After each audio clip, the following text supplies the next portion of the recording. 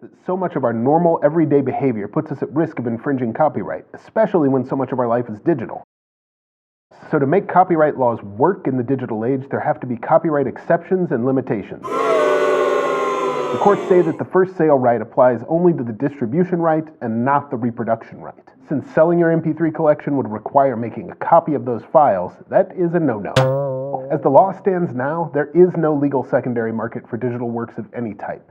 When you click on that purchase or buy button, you're really not buying a copy of the work, you're entering into a type of licensing arrangement. The copyright owner can't deny you permission as long as you pay up. This is how artists get away with covering other artists' songs. They just pay the fee to the original rights holders and they're free to release their version. But by far the broadest, most flexible, most controversial, and most famous copyright exception is fair use. Courts have said the fair use defense allows them to, quote, avoid rigid application of the copyright statute when, on occasion, it would stifle the very creativity which that law is designed to foster. Anyway, fair use is an affirmative defense, which means the defendant must show and prove that the use was fair and not an infringement. The only way to definitively find out whether something is a fair use is by having a judge tell you it is. And this is a problem when taking a copyright case through trial costs anywhere from $300,000 to a couple $1 million. Some courts use 4 factors to determine whether a use is fair. The first factor is the purpose and character of the use, like whether the use is commercial or is for nonprofit educational purposes. Non-commercial or educational uses weigh in favor of fair use. In the last 20 years, courts have expanded this factor to include consideration of whether the work is transformative. They look at whether the use actually transforms the underlying purpose of the work by adding a new meaning or message. Courts often hold that parody is a transformative fair use.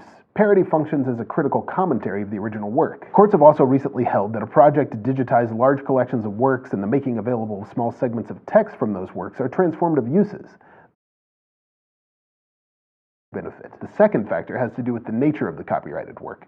Courts have consistently held that the more original and creative a work is, the more protection it's given from copying, and it's less likely that a court will find fair use. On the other hand, the more informational or functional the plaintiff's work, the broader the scope of the fair use defense. In practice, this means that fictional works tend to have a stronger copyright protection, as they're works of imagination. They're basically pure expression. Non-fiction works like news, biographies, and encyclopedias are filled with uncopyrightable facts, which means they require less creativity to make, and they're granted less protection under copyright law. The third factor basically looks at how much of the work you use, and there are 2 parts to this factor.